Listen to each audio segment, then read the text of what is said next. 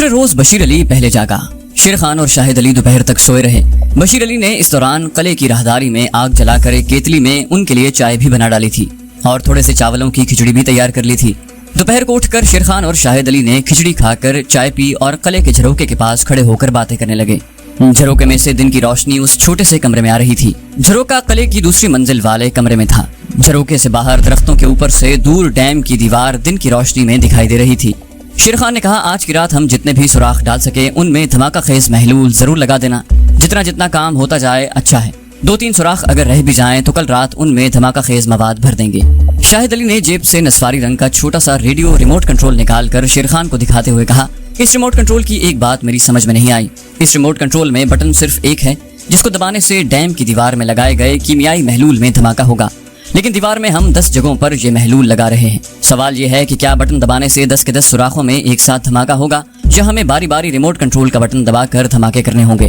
شیر خان بولا، یہ ٹیکنالوجی میری سمجھ سے باہر ہے۔ بہرحال قاسم جان نے یہی کہا تھا کہ جب دیوار میں کیمیائی دھماکہ خیز محلول کی نلکیاں لگا چکو تو قلعے میں واپس آ کر ریموٹ کنٹرول کا رخ ڈیم کی دیوار کی طرف کر کے اس کا بٹن دبا دینا۔ اس نے یہ نہیں کہا کہ بٹن کو بار بار دبانا۔ میں نے اسے اس بارے میں پوچھا بھی نہیں۔ میرا خیال ہے کہ ایک بار بٹن دبانے سے ہمارے لگائے ہوئے 10 کے 10 سوراخوں میں ایک ساتھ دھماکہ ہوگا۔ شاہد علی نے کہا، خدا کرے ایسا ہی ہو۔ سارا دن انہوں نے قلعے کی اس دوسری منزل والے کمرے میں گزار دیا۔ سورج غروب ہو گیا۔ جنگل میں شام کا اندھیرا چھانے لگا۔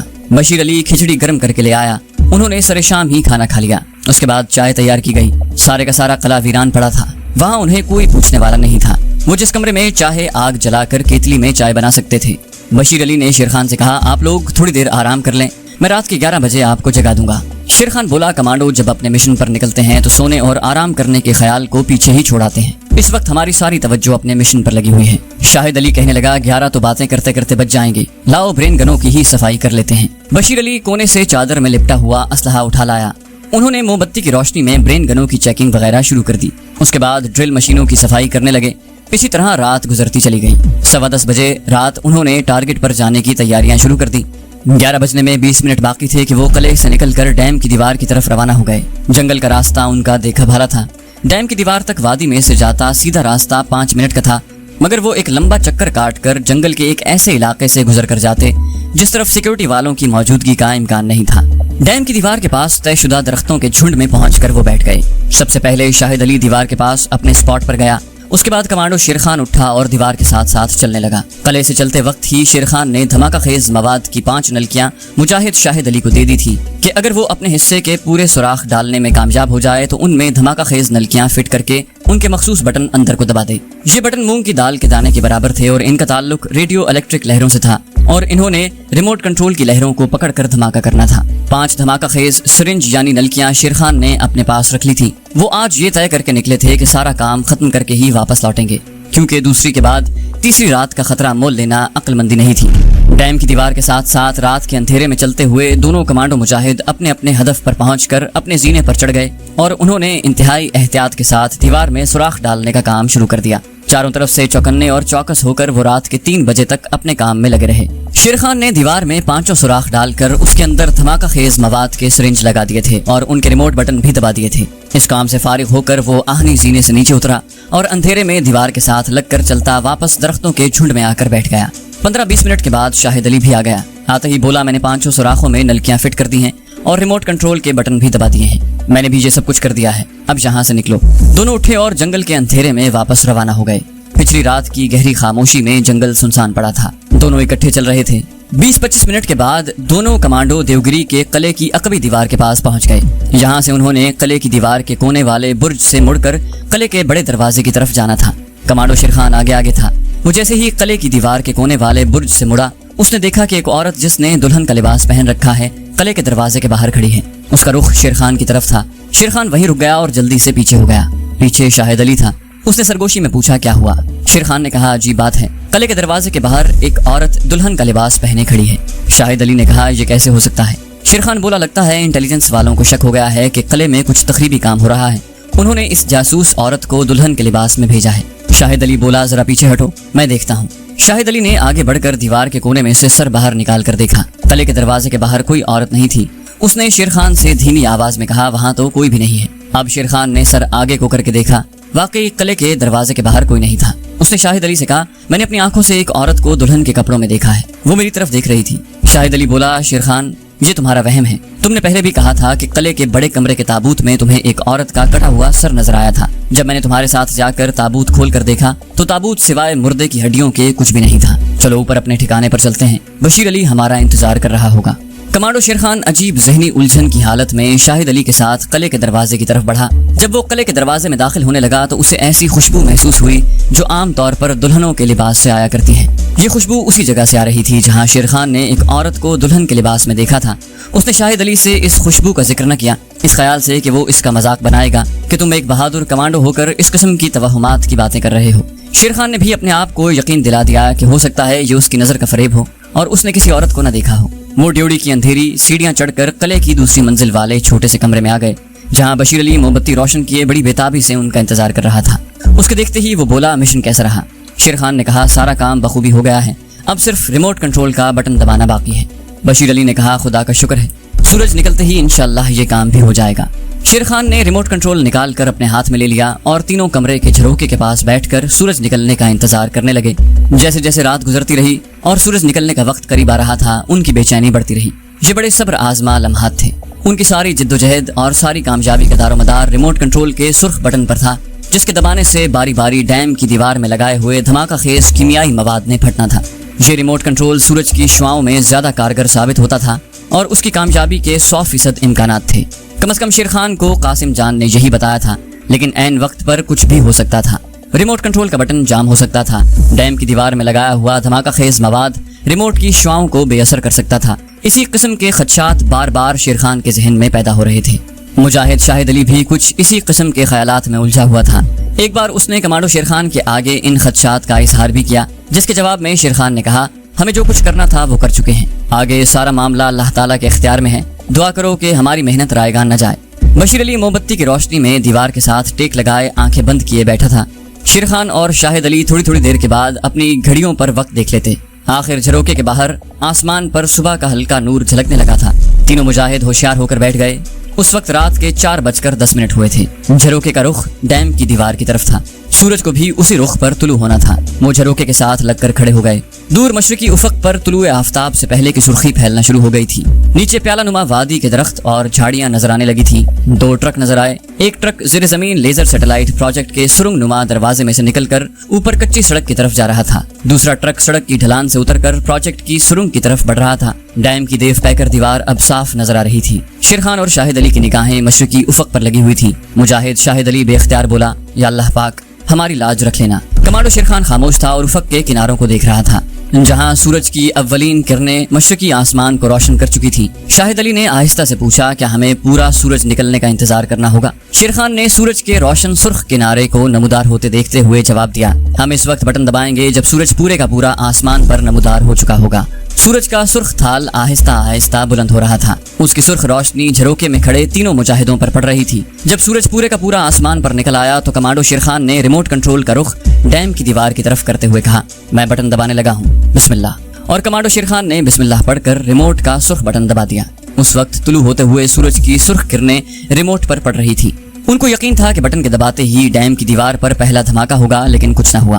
شیر خان اور شاہد علی مایوسی اور حیرت کے عالم میں ایک دوسرے کو دیکھنے لگے۔ شاہد علی نے کہا شیر خان ایک بار پھر کوشش کرو۔ شیر خان نے ریموٹ کا رخ ڈیم کی دیوار کی طرف کر کے دوسری بار سرخ بٹن دبا دیا۔ اس کے ساتھ ایک کڑاکے کی آواز پیدا ہوئی جس سے ساری وادی گونج اٹھی۔ یہ ایسی آواز تھی جیسے کوئی آسمانی بجلی گرجی ہو۔ مجاہدوں کے چہرے خوشی سے چمک اٹھے۔ شاہد علی نے کہا شیر خان دوسرے ٹارگٹ کو اڑا دو۔ شیر خان نے ریموٹ کا رخ بائیں طرف کیا اور سرخ بٹن دبا دیا۔ اس بار پھر وہی کڑاکا پیدا ہوا اور پھر زبردست دھماکے کی آواز آئی۔ ڈیم کی دیوار کے 2 شگافوں میں لگایا ہوا کیمیائی مواد پھٹ کر دیوار کو 2 جگہوں سے توڑ چکا تھا، مگر دیوار اتنی مضبوط تھی کہ ابھی تک ڈیم سلامت تھا۔ شاہد علی نے پریشان سا ہو کر کہا دیوار نہیں ٹوٹی شیر خان، کام غلط ہو گیا ہے۔ کمانڈو شیر خان نے کوئی جواب نہ دیا اور تیسری بار بٹن دبا دیا۔ تیسرا کڑاکے دار دھماکہ ہوا۔ اب ساری وادی ڈیم کے خطرے کے الارم سے گونج اٹھی تھی اور وادی میں کئی فوجی گاڑیاں ادھر سے ادھر دوڑتی بھاگتی نظر آنے لگی تھی۔ دن کی روشنی چاروں طرف پھیل چکی تھی۔ ڈیم کی دیوار اسی طرح کھڑی تھی اور کسی شگاف میں سے پانی دیوار کو توڑ کر باہر نہیں نکلا تھا۔ کمانڈو شیر خان نے باری باری سارے شگافوں میں لگے ہوئے دھماکہ خیز کیمیائی مواد کو بٹن دبا کر اڑا دیا۔ کیمیائی مواد ضرور اڑ گیا تھا مگر ڈیم کی دیوار اسی طرح کھڑی تھی۔ اور کسی جگہ سے پانی دیوار کو توڑ کر باہر نکلتا دکھائی نہیں دے رہا تھا، لیکن ایسی بات نہیں تھی۔ یہ مجاہد ڈیم کی دیوار سے بہت دور قلعے کے کھنڈر کے جھروکے میں کھڑے تھے۔ ڈیم کی دیوار کے ساتھ ان دھماکوں اور کڑاکوں نے جو سلوک کیا تھا، اسے ڈیم کی سیکیورٹی کے فوجی اور حفاظتی عملے کے لوگ ڈیم کی دیوار کے اوپر جنگلے کے ساتھ ادھر ادھر دیوانہ وار بھاگتے ہوئے دیکھ رہے تھے کہ دیوار کئی جگہوں سے تڑک چکی ہے اور دیوار گڑگڑاہٹ کی آواز کے ساتھ لرزنا شروع ہو گئی ہے۔ ڈیم کے سارے عملے میں افراتفری کا سا عالم تھا۔ ہنگامی حفاظتی تدابیر اختیار کی جا رہی تھی۔ خطرے کا الارم مسلسل چیخ رہا تھا۔ پھر ایک بھیانک آواز بلند ہوئی۔ یہ آواز ایسی تھی جیسے کوئی بہت بڑا پہاڑ اپنی جگہ سے اچھل کر سمندر میں جا گرا ہو۔ اس وقت شیر خان، بشیر علی اور شاہد علی نے دیکھا کہ دور ڈیم کی دیوار میں ایک جگہ سے پانی کی کئی 100 فٹ لمبی دھار دیوار توڑ کر باہر کو نکل آئی تھی۔ اس کے فوراً بعد ایک اور دھماکہ ہوا اور ڈیم کی دیوار کے دوسرے شگاف کو توڑ کر پانی کی طوفانی اور بہت موٹی اور لمبی دھار باہر کو نکل آئی۔ شاہد علی نے کمانڈو شیر خان کے دونوں ہاتھوں سے کندھے پکڑتے ہوئے کہا، شیر خان، خدا نے ہماری دعا سن لی ہے، ڈیم ٹوٹ رہا ہے۔ جھانسی کی خفیہ تنظیم کا رضاکار مجاہد بشیر علی بھی یہ سارا منظر دیکھ رہا تھا۔ کہنے لگا، ہمیں اب زیادہ دیر یہاں نہیں ٹھہرنا چاہیے، فوج اس سارے علاقے کو گھیرے میں لے لے گی۔ شیر خان نے کہا، جب تک ڈیم ٹوٹ نہیں جاتا اور پانی کا سمندر زیر زمین پروجیکٹ میں داخل نہیں ہو جاتا، ہمیں اس جگہ ٹھہرنا ہوگا۔ اتنا زیادہ انتظار نہ کرنا پڑا۔ ڈیم کی دیوار 10 جگہوں سے ٹوٹ چکی تھی اور ذخیرہ کیے ہوئے کروڑوں ٹن پانی کا دباؤ جب دیوار پر پڑا تو دیوار اس دباؤ کو برداشت نہ کر سکی اور دیکھتے ہی دیکھتے ریت کی دیوار کی طرح بیٹھ گئی اور کروڑوں ٹن پانی طوفانی سمندر کے ریلے کی طرح دیوار کے چٹانی پتھروں کو خس و خاشاک کی طرح اڑاتا ہوا طوفان نوح کی طرح وادی کی طرف بڑھا۔ یہ ایک قیامت خیز طوفانی منظر تھا جس میں پانی کی طوفانی موجوں کا شور، ڈیم کے الارم، فوجی گاڑیوں کی بھاگ دوڑ اور فوجیوں کی چیخو پکار کے شور میں گڈمڈ ہو رہا تھا۔ ڈیم کا پانی طوفان خیز سمندر بن کر وادی میں آ گیا اور شور مچاتا، جھاگ اڑاتا، جھاڑیوں اور درختوں کو اکھاڑتا زیر زمین لیزر سیٹلائٹ پروجیکٹ کی سرنگ کی ڈھلان پر کئی 100 فٹ فی سیکنڈ کی رفتار کے ساتھ چیختا چنگھاڑتا سرنگ میں داخل ہوا اور اس نے سرنگ کو فرش سے لے کر چھت تک اپنی لپیٹ میں لے لیا اور زیر زمین تہہ خانے اور پروجیکٹ کی لیبارٹریاں اور ان کا ساز و سامان وہاں پر کام کرتے عملے کے لوگ چند سیکنڈ کے اندر اندر ڈیم کے سیلاب میں غرق ہو گئے اور وہ کسی کو مدد کے لیے بھی نہ بلا سکے۔ ڈیم کے سیلاب نے چند لمحوں میں پیالہ نما وادی کو پانی سے لبریز کر دیا۔ جہاں پہلے درخت، جھاڑیاں اور فوجی گاڑیاں دوڑتی بھاگتی نظر آ رہی تھی، اب وہاں پانی ہی پانی تھا، سمندر ہی سمندر تھا۔ اب مشن کو اپنی آنکھوں کے سامنے کامیاب ہوتے دیکھ کر تینوں مجاہد کمانڈو شیر خان، بشیر علی اور مجاہد شاہد علی قلعے کے دوسرے دروازے سے نکل کر جنگل کے مشرقی کنارے کی طرف چلنے لگے۔ ڈیم کے پانی کا سیلاب اب قلعے کے بڑے دروازے کی طرف بڑھ رہا تھا۔ جنگل سے نکل کر وہ روہت گڑھ کے اسٹیشن کو جانے والی سڑک پر آئے تو وہاں دور انہیں کئی فوجی گاڑیاں کھڑی نظر آئیں۔ بشیر علی نے کہا، ہمیں اس طرف سے نہیں جانا چاہیے، میرے ساتھ آؤ، اور وہ شیر خان اور شاہد علی کو لے کر ایک گھاٹی میں اتر گیا۔ تینوں مجاہد مشرقی ٹیلوں سے ہوتے ہوئے روہت گڑھ کے اسٹیشن پر پہنچ گئے۔ بشیر علی اور شیر خان دیہاتی لباس میں تھے جبکہ مجاہد شاہد علی سپیرے کے بھیس میں تھا۔ اسٹیشن پر بھی عجیب افراتفری مچی ہوئی تھی۔ ڈیم کی تباہی کی خبر یہاں تک پہنچ چکی تھی۔ ریلوے پولیس کے علاوہ ملٹری پولیس کے جوان بھی ادھر ادھر دوڑ بھاگ کر رہے تھے۔ تینوں کمانڈو مجاہد منصوبے کے مطابق ایک دوسرے سے الگ ہو کر پلیٹ فارم پر بیٹھے جھانسی کی طرف جانے والی ٹرین کا انتظار کر رہے تھے۔ ٹکٹ انہوں نے خرید کر رکھ لیے تھے۔ دور بیٹھ کر بھی وہ ایک دوسرے کی خبر گیری کر رہے تھے۔ جگہ جگہ پلیٹ فارم پر مسافر ٹولیوں میں ڈیم کی تباہی کے بارے میں باتیں کر رہے تھے۔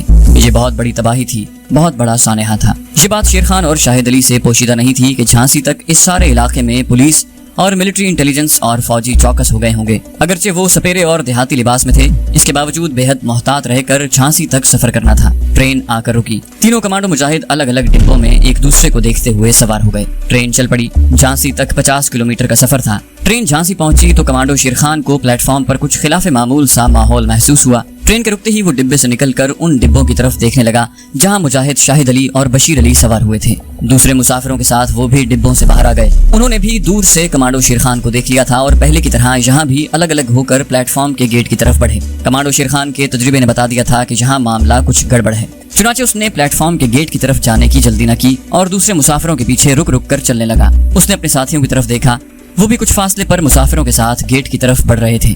ان کے آگے بڑھنے سے صاف ظاہر ہو رہا تھا کہ کمانڈو شیر خان کی طرح ان میں سے کسی نے خطرے کی بو محسوس نہیں کی۔ پلیٹ فارم کے گیٹ کے قریب آ کر اچانک کمانڈو شیر خان نے فوج کے 10-12 سپاہیوں کو گیٹ کی دوسری طرف ڈیوڑی میں کھڑے دیکھا۔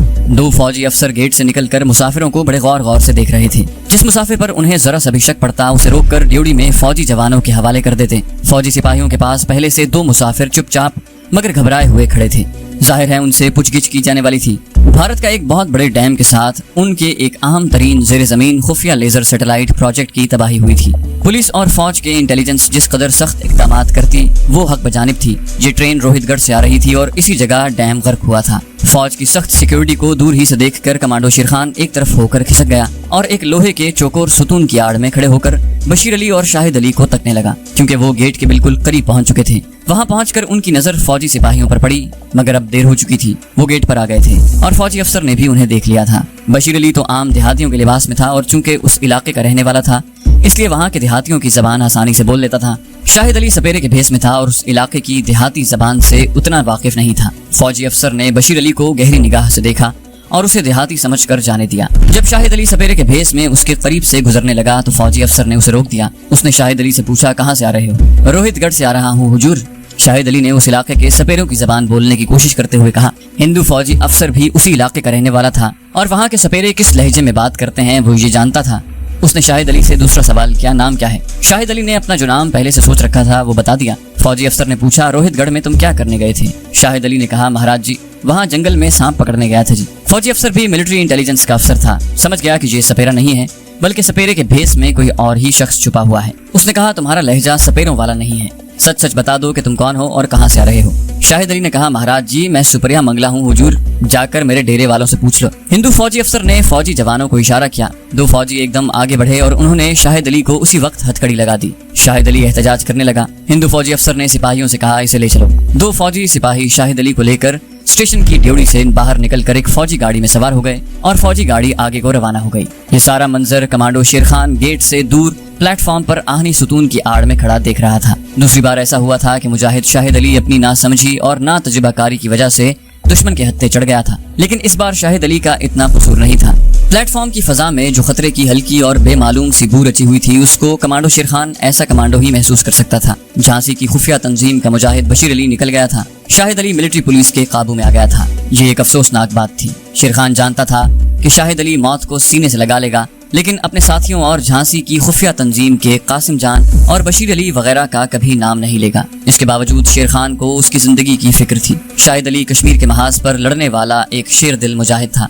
उसे हर हालत में जिंदा रहना चाहिए था। वो दिल में दुआ मांगने लगा कि शाहिद अली किसी तरह दुश्मन के चुंगल से फरार होने में कामयाब हो जाए। कमांडो शेर खान अपने बारे में फिक्रमंद था, क्योंकि वो अब तक झांसी रेलवे स्टेशन की हुदूद के अंदर था और उसने महसूस कर लिया था कि स्टेशन के इर्द गिर्द जगह जगह मिलिट्री इंटेलिजेंस और सिविल पुलिस के सिपाही मौजूद थे और हर आने जाने वाले से सवाल जवाब कर रहे थे।